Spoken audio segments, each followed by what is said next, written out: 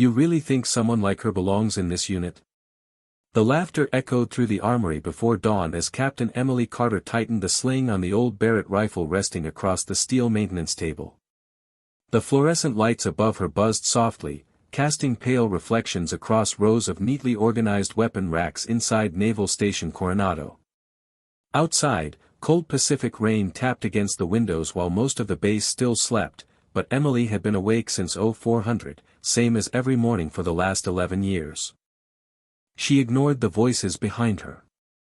3 young recruits stood near the entrance drinking burnt coffee from paper cups, watching her with amused expressions like bored spectators waiting for entertainment. None of them recognized her. To them, she looked too small, too calm, too ordinary to belong anywhere near special operations. At 5'5", with blonde hair tied into a regulation bun and grease smudged across her sleeve, Emily looked more like a maintenance clerk than someone trusted with one of the deadliest rifles ever built. "That thing probably weighs more than she does," one recruit whispered, loud enough for everyone to hear. Another chuckled. "Maybe she got lost looking for admin offices." Emily continued cleaning the Barrett with slow precision, each movement controlled and practiced. The massive rifle rested disassembled in front of her like pieces of a machine she had memorized long ago. Bolt carrier. Barrel assembly. Scope mount. Her hands moved automatically, muscle memory built over thousands of hours under desert heat, mountain wind, and freezing rain. The youngest recruit stepped closer. His name tag read Walker. Fresh haircut. Fresh confidence. Fresh ignorance. "You know that's not a prop, right?" he asked with a grin. "This isn't some recruiting commercial." The other 2 laughed harder. Emily finally looked up, her blue eyes calm and unreadable. "You're standing too close to the maintenance table," she said quietly. Her voice carried no anger. That somehow bothered them more. Walker smirked and folded his arms. "Or what?" Emily studied him for a moment before returning to the rifle. "Or you'll learn why the instructors tell recruits not to touch equipment that doesn't belong to them." The room fell briefly silent. Somewhere deeper inside the building, a radio crackled with distant chatter from overnight security patrols. Walker glanced toward his friends, refusing to back down now that they had an audience. "You talk pretty confident for somebody polishing guns all morning." Emily locked the barrel into place with a soft metallic click. "Confidence usually comes from experience." One recruit rolled his eyes. "Doing what?" "Filing paperwork." Emily said nothing.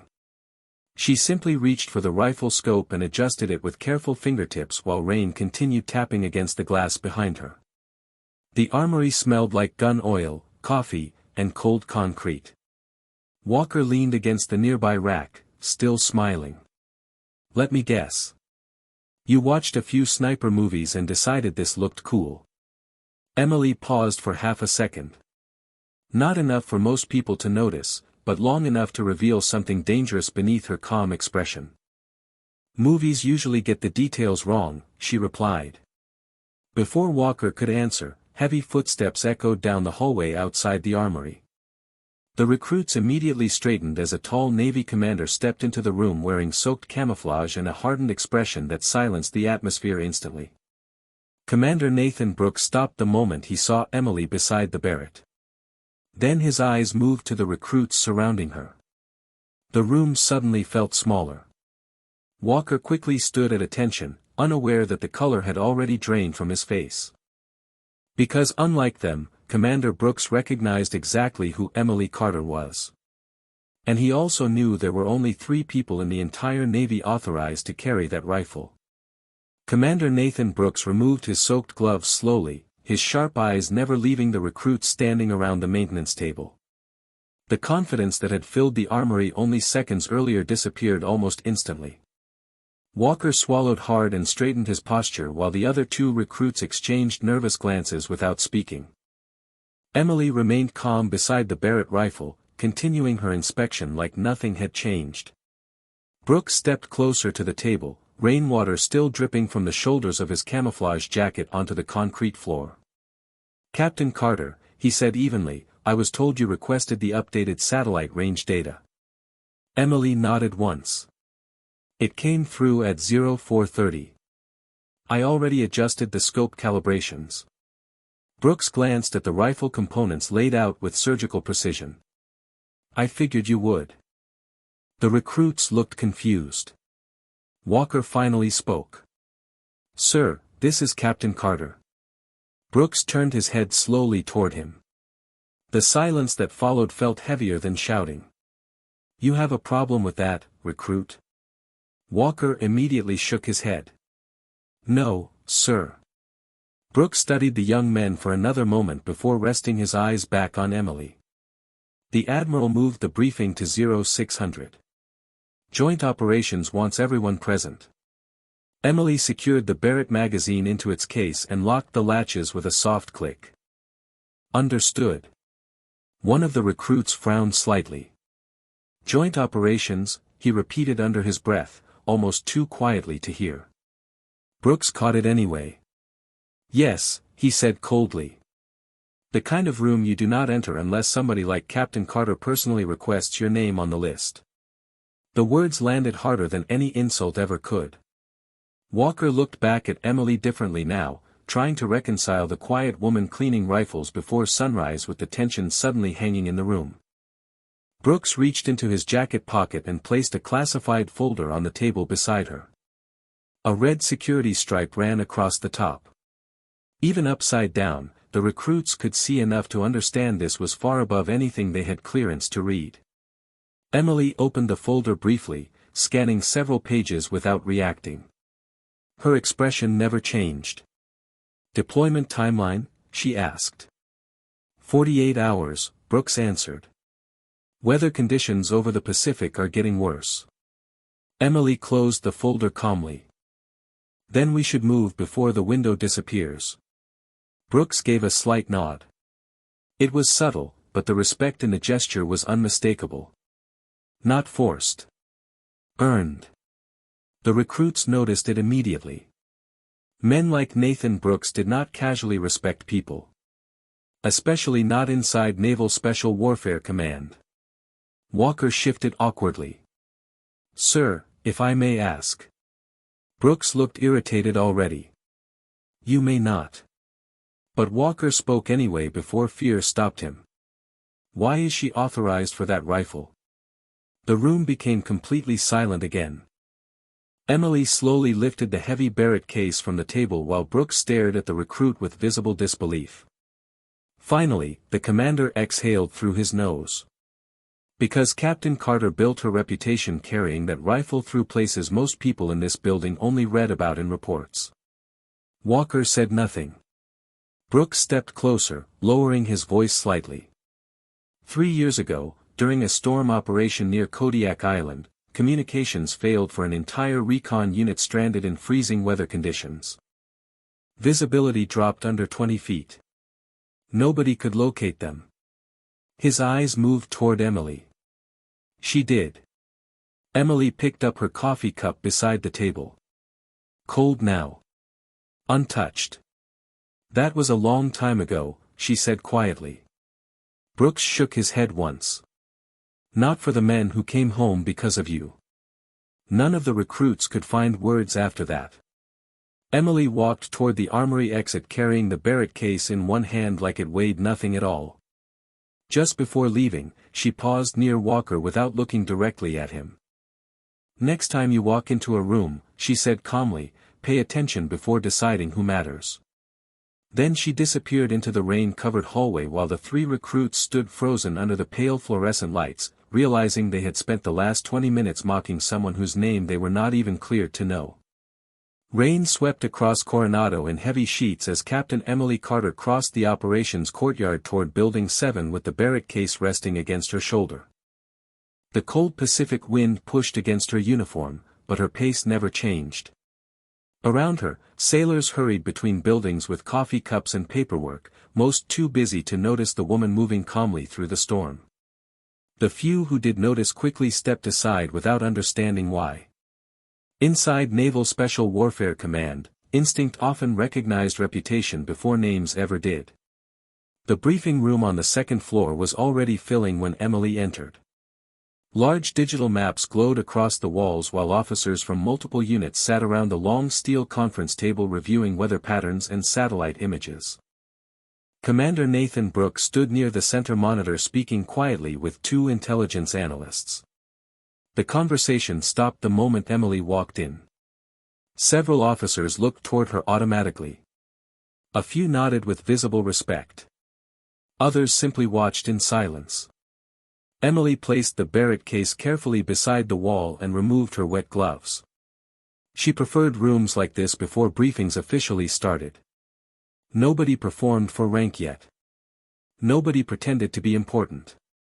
Lieutenant Aaron Pierce, a young intelligence officer barely out of advanced training, glanced at her curiously from across the table. "That her?" he whispered quietly to the analyst beside him. The analyst gave a small nod. "That is Captain Carter." Pierce looked surprised. "I thought she would be older." The analyst almost laughed. "Everyone says that the first time." Brooks finally turned toward the room. "Listen up." Conversations immediately stopped. The commander pressed a remote and the central screen shifted to a satellite image of rough Pacific waters north of Alaska. Gray storm systems swirled across the display like smoke. Recon aircraft lost contact with a civilian research vessel 18 hours ago near the Aleutian Chain, Brooks said. Weather conditions have blocked standard extraction routes. Emily studied the screen silently. Wind speeds. Ocean temperature. Visibility percentages.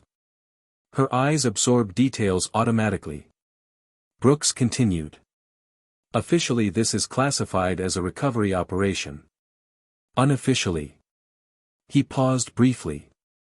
We believe sensitive navigation technology on board the vessel cannot fall into the wrong hands. The room grew more serious instantly. Pierce leaned forward slightly. So why are we deploying only one sniper support asset? Brooks looked toward Emily without answering immediately. Because this environment requires someone who can operate independently for extended periods under extreme conditions. Pierce followed his gaze. Her. The single word slipped out before he realized it. Brooks slowly folded his arms.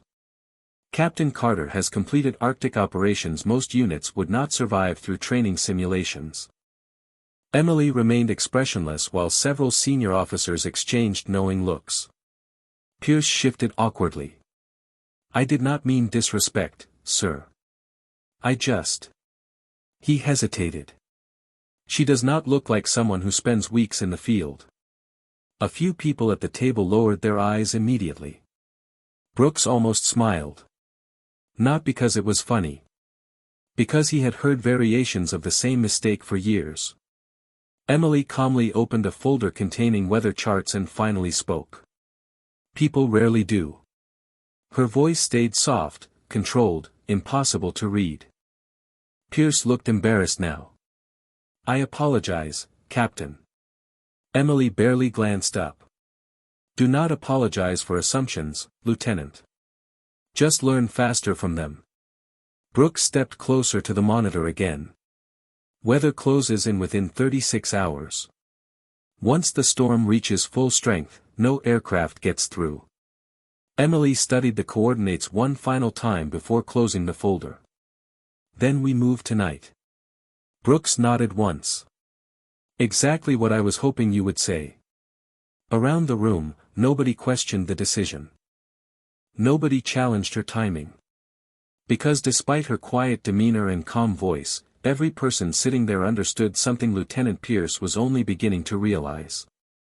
Captain Emily Carter was not invited into operations because of rank alone. She was invited because when missions became impossible, she was usually the one they trusted to walk into the storm anyway. The storm intensified by late afternoon. Dark clouds rolled low across the Pacific while maintenance crews rushed along the flight deck securing equipment before deployment clearance expired.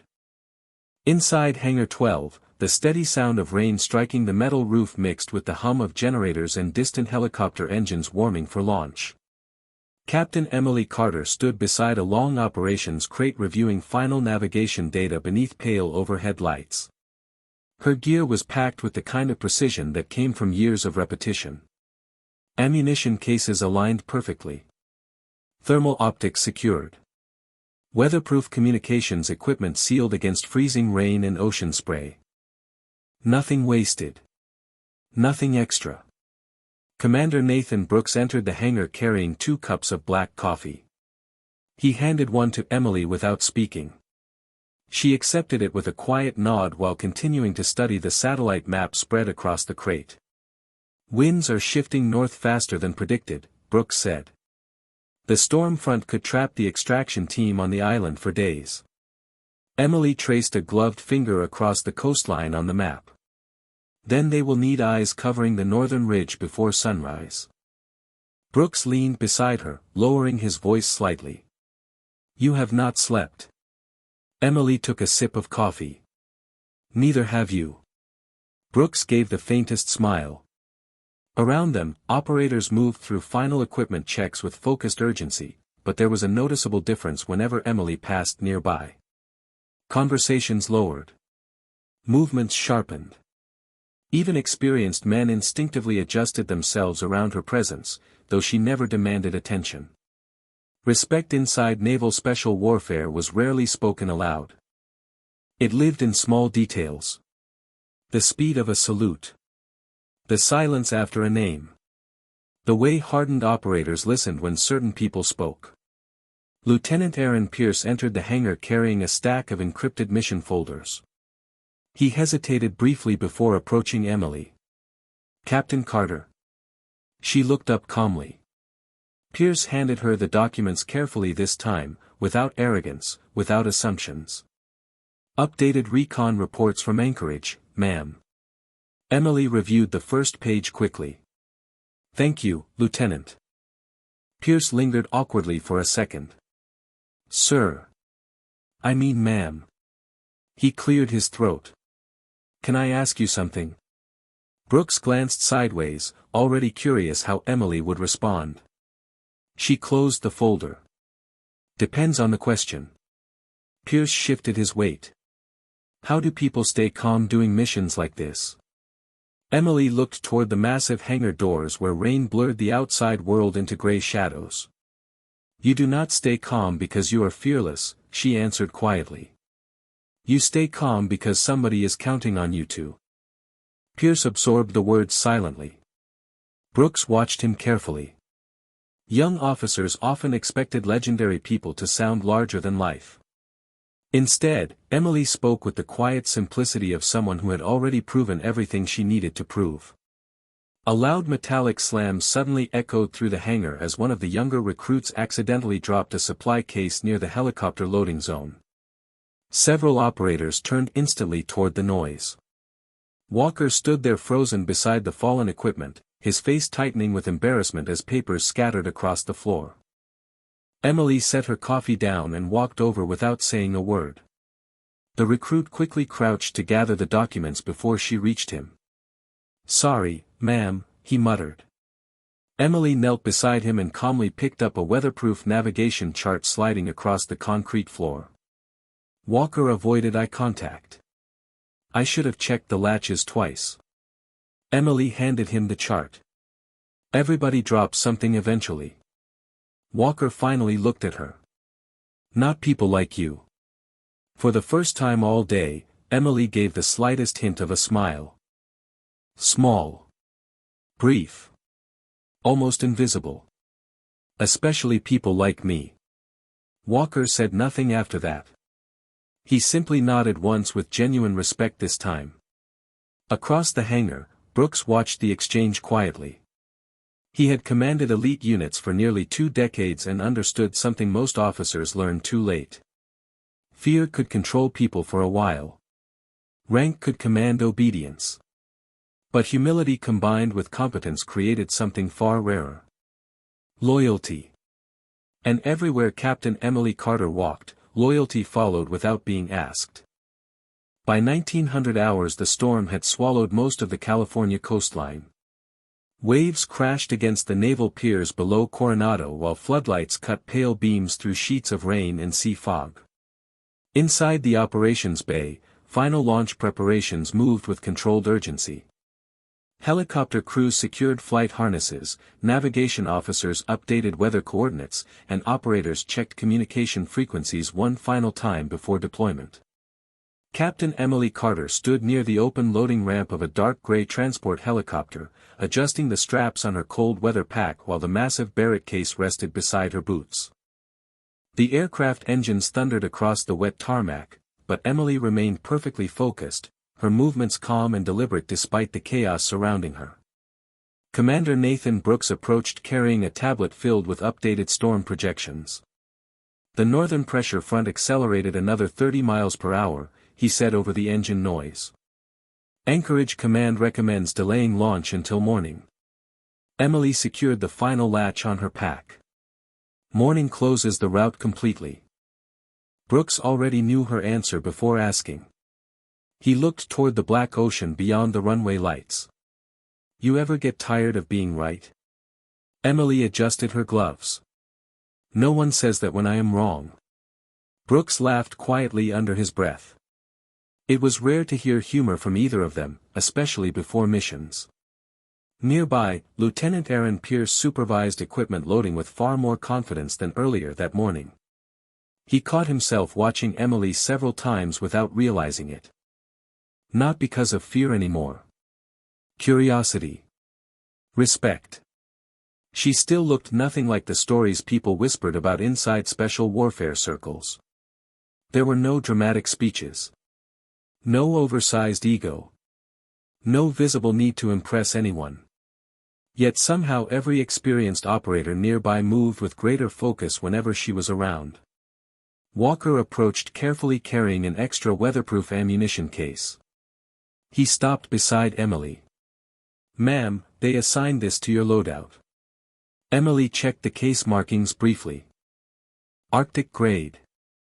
Long range. She nodded once. Thank you. Walker hesitated awkwardly before speaking again. I wanted to apologize for earlier. Emily closed the case calmly. Already forgotten. Walker shook his head slightly. Not by me. Before Emily could answer, one of the helicopter crew chiefs called out from the ramp. 5-minute warning. Operators immediately accelerated their movements across the flight line. Rain hammered against the aircraft hull while rotor blades carved through the storm overhead. Brooks stepped beside Emily and lowered his voice. There is something else. She looked at him quietly. Intelligence intercepted emergency beacon fragments from the research vessel about 20 minutes ago. He handed her a printed signal report. There may still be survivors stranded near the northern cliffs. Emily scanned the coordinates quickly. Dangerous terrain. Freezing temperatures. Limited visibility. Brooks watched her carefully. This mission just became more complicated. Emily folded the paper once and slid it into her jacket pocket. Most important missions do. Brooks studied her face for a second longer. You know why they requested you specifically? Emily looked toward the storm instead of answering. Brooks continued anyway. 3 commanders recommended different sniper teams for this operation. He paused briefly. Every single recommendation was overruled by people higher than both of us. Emily remained silent. The final note from Washington only contained 4 words, Brooks said. Send Captain Emily Carter. Walker overheard the last sentence while standing nearby and looked stunned. Emily finally exhaled softly through the cold air. That usually means somebody is nervous. Brooks gave a small nod. They are. The helicopter crew chief signaled again from the ramp. Time to move. Operators began boarding one by one, boots slamming against wet metal flooring as rain poured sideways across the runway. Emily lifted the heavy Barrett case effortlessly and stepped toward the aircraft. Walker suddenly called after her. Captain Carter. She turned slightly. The young recruit stood at attention this time without hesitation. "Good luck out there, ma'am." Emily held his gaze for a brief moment before giving the smallest nod of acknowledgement. Then she disappeared into the roaring helicopter while thunder rolled across the Pacific sky and the storm swallowed the aircraft whole as it lifted into the night. The helicopter fought through the Pacific storm like a shadow against crashing clouds. Rain slammed across the windshield in violent waves while turbulence shook the aircraft hard enough to rattle every loose strap and metal latch inside the cabin. Most operators remained silent, focused on final equipment checks beneath the dim red overhead lights.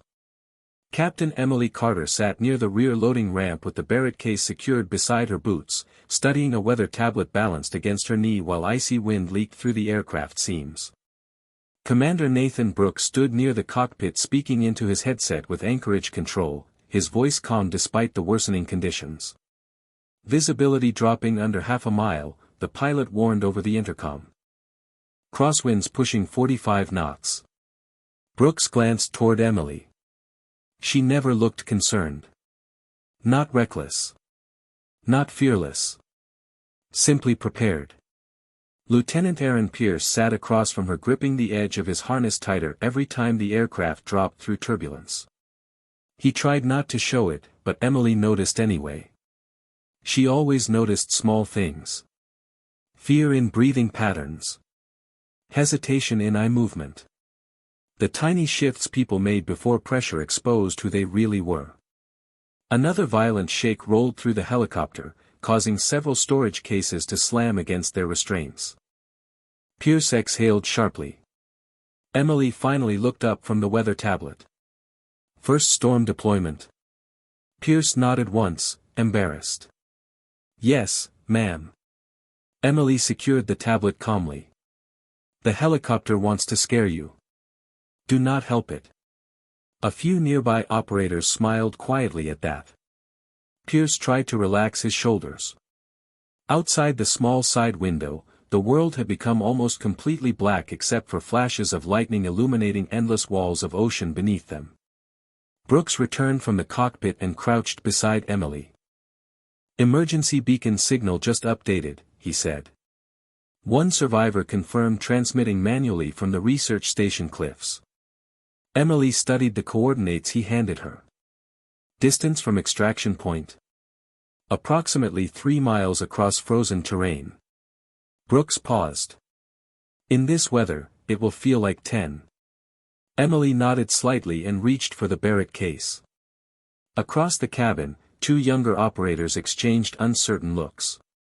One finally spoke up.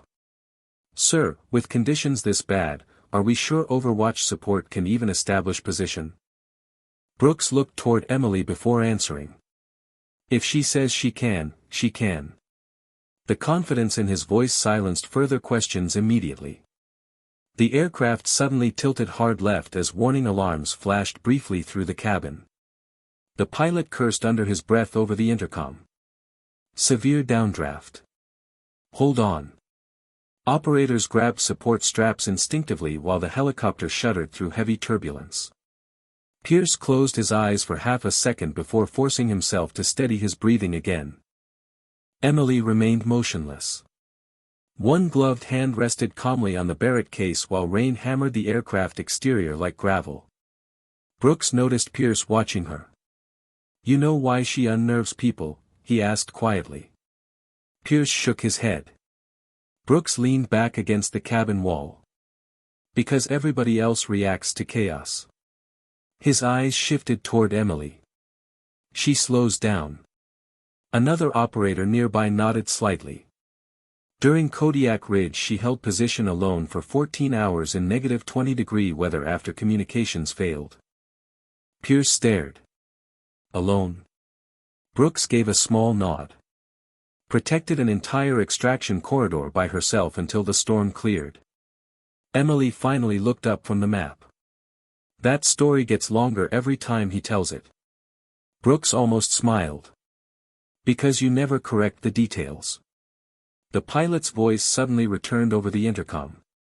"Approaching insertion zone. 2 minutes."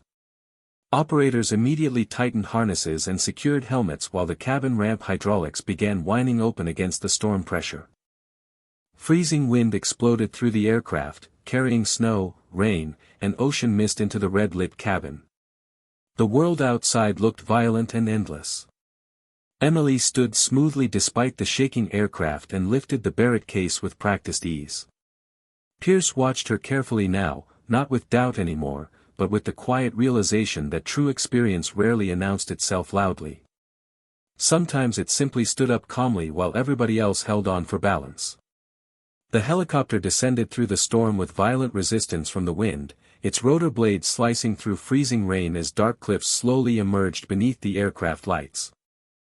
Jagged rock formations stretched along the isolated Alaskan shoreline while massive waves crashed against the frozen coast below.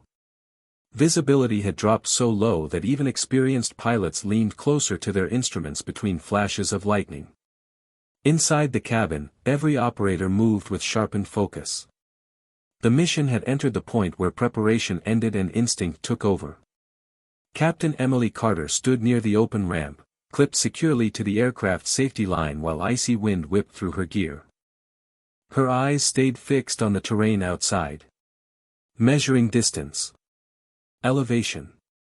Escape routes. Commander Nathan Brooks stepped beside her, raising his voice over the storm. Landing zone is unstable. We may only get one pass. Emily nodded once. One is enough. Brooks studied her for a second. Most people spoke confidently before danger arrived. Emily became quieter. That was how he always knew she was completely locked in. The pilot's voice cut through the intercom again. 30 seconds. Operators immediately checked harnesses and communication links one final time. Lieutenant Aaron Pierce tightened his gloves while trying to steady his breathing against the cold. Across from him, Emily calmly opened the Barrett case despite the aircraft shaking around her. The massive rifle rested inside in perfectly organized components protected by black weatherproof foam. Pierce watched closely as she assembled the weapon with smooth precision, her hands moving automatically even in the freezing conditions. There was something almost unreal about how natural it looked. No hesitation. No wasted movement. The rifle became whole piece by piece beneath the flashing red cabin lights. Brooks noticed Pierce staring. "You are watching 11 years of repetition," he said quietly. Emily secured the scope mount and checked alignment against the storm-dark horizon outside the ramp. "Wind drift increasing from the west," she said calmly. One operator looked surprised. "You can tell from here." Emily adjusted the rifle sling across her shoulder. "You can see it in the snow movement against the cliffs." The operator turned toward the darkness outside but could barely see anything at all. Brooks almost smiled again. Most people needed instruments. Emily trusted observation first. The helicopter suddenly lurched sideways as a brutal gust slammed against the aircraft. Warning alarms flashed red through the cabin. Several operators grabbed support rails instantly while the pilot fought to stabilize altitude. "We are losing hover control," the pilot warned. 10 seconds to insertion. The ramp lowered further and freezing air exploded into the cabin like an ocean wave. Snow and rain swirled violently beneath the aircraft lights while the rocky landing zone appeared barely visible through the storm. Emily stepped forward without hesitation, Barrett secured against her chest. Brooks grabbed her shoulder briefly before she moved toward the ramp edge. "Beacon signal is still active near the northern ridge." Emily gave a short nod. "Then somebody is still waiting." Brooks held her gaze for one silent second. In that moment there was no rank between them. Just trust earned across years of impossible situations. "See you at extraction," he said. Emily answered with the calm certainty that always unsettled people around her. "You usually do." The crew chief signaled hard toward the ground below. Operators began deploying into the storm one by one, boots disappearing instantly into swirling snow and darkness. Pierce hesitated briefly near the ramp before jumping down beside the others. Emily remained last inside the aircraft, studying the cliffs through her rifle optic while freezing wind tore across the open cabin. Then she stepped into the storm without fear, vanishing into the white chaos below as the helicopter climbed back into the night sky above the frozen Pacific coast. The storm swallowed sound almost completely once the helicopter disappeared beyond the cliffs. Snow and freezing rain blasted across the rocky terrain while visibility dropped to only a few yards in every direction. Captain Emily Carter moved steadily through the darkness with the Barrett secured across her back and a navigation beacon glowing faintly against her wrist display. Around her, the extraction team spread carefully along the frozen ridge line, their flashlights cutting weak beams through the white chaos before vanishing into the storm again. Every breath crystallized instantly in the air. Every step across the ice-covered rocks demanded focus. Lieutenant Aaron Pierce struggled to keep pace behind Emily while icy wind pushed against them hard enough to steal balance.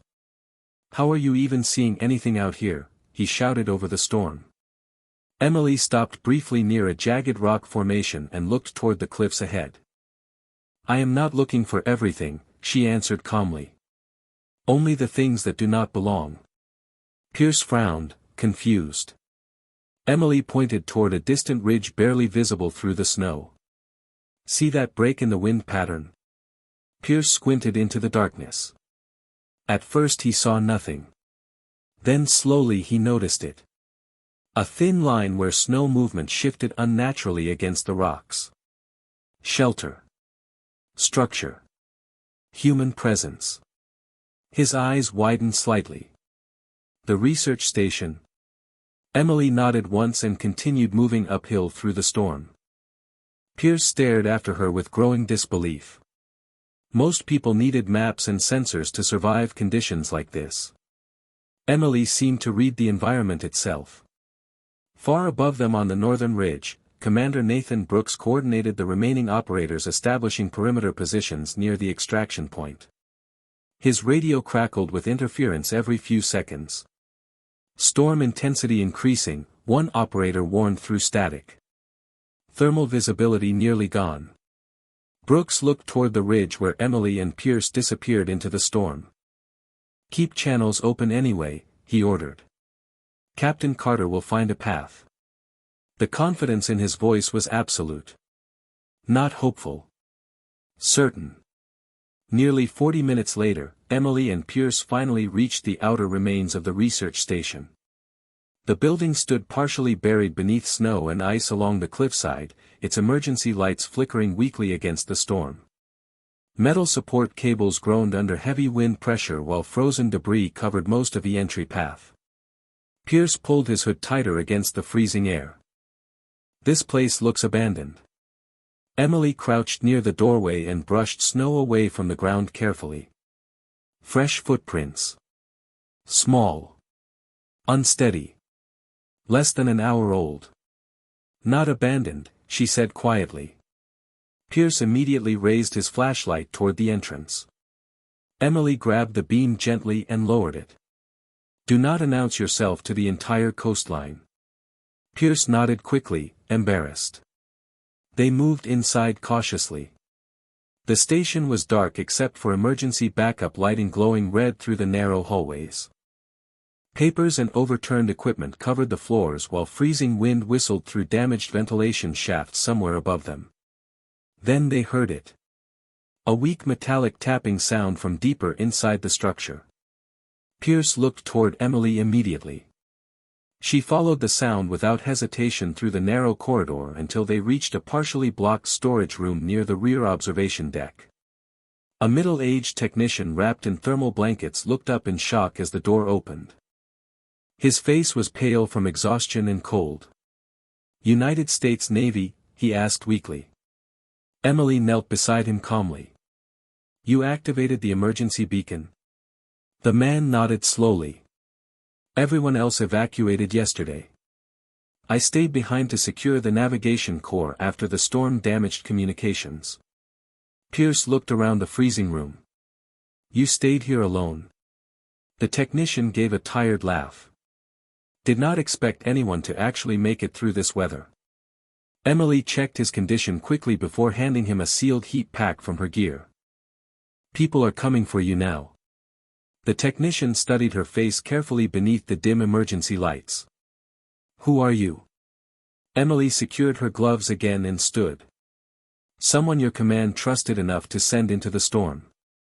At that exact moment, the entire station suddenly shuddered under a violent blast of wind from outside. Warning alarms flickered back to life across the facility while ice cracked loudly somewhere above the structure. Pierce looked upward instantly. The storm was getting worse. Fast. Emily calmly reached for her radio. Brooks, she said into the static-filled channel.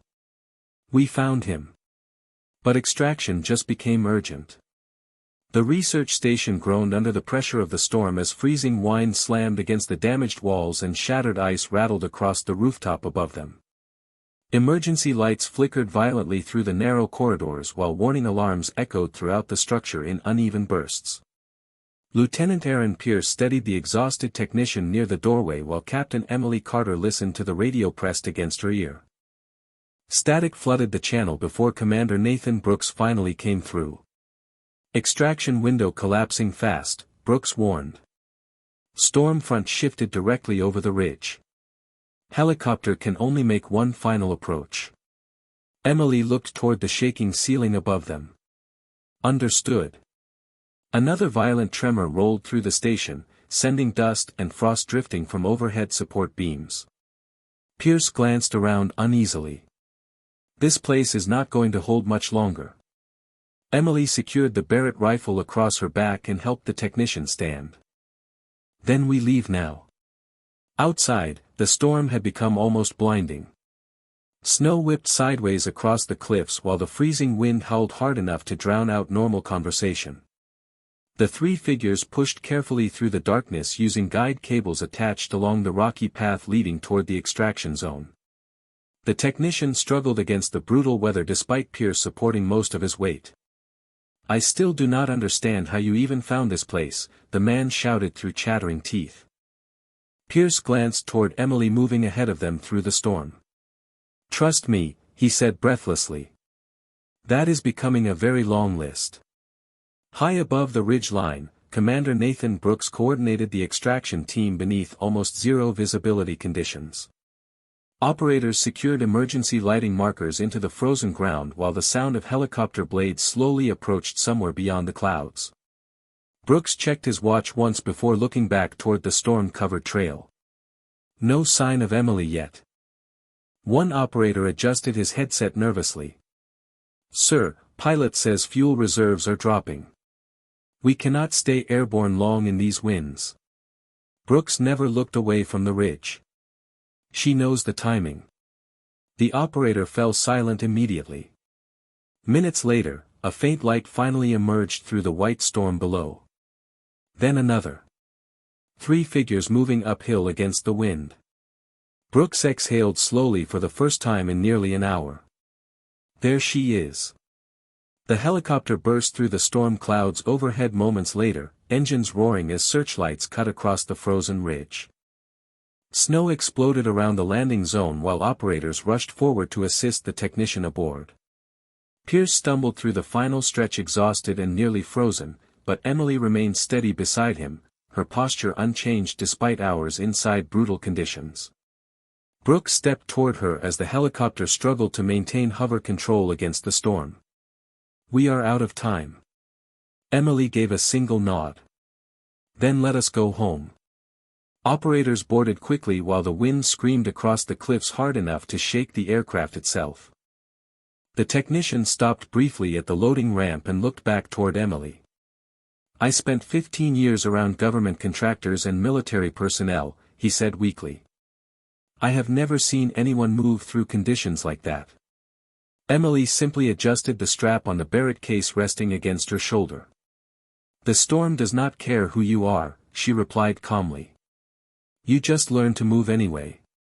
Brooks watched her for a quiet moment before speaking softly enough that only Pierce could hear. That right there is why people trust her. Pierce looked toward Emily differently now. Not with awe. Not with fear. Understanding. Back at Coronado, far from the frozen cliffs and roaring Pacific storm, 3 young recruits stood inside the armory watching rain strike the windows while discussing rumors spreading across the base. Walker listened silently as operators passed through the hallways speaking quietly about the overnight mission and the woman carrying the Barrett rifle through the storm. Finally one recruit shook his head slowly. "I still cannot believe we thought she was just some maintenance officer." Walker stared toward the empty maintenance table where Emily had stood that morning. "That is the point," he said quietly. "Real legends usually do not look like legends until it matters." Hours later, as dawn slowly rose over the Pacific coastline, Captain Emily Carter walked back into the armory carrying the same Barrett case through the pale morning light. Calm. Quiet. Unchanged. Just another soldier returning to work while the storm faded behind her and an entire base understood something it had not fully understood before. Respect was never demanded by people like her. It was earned the hard way.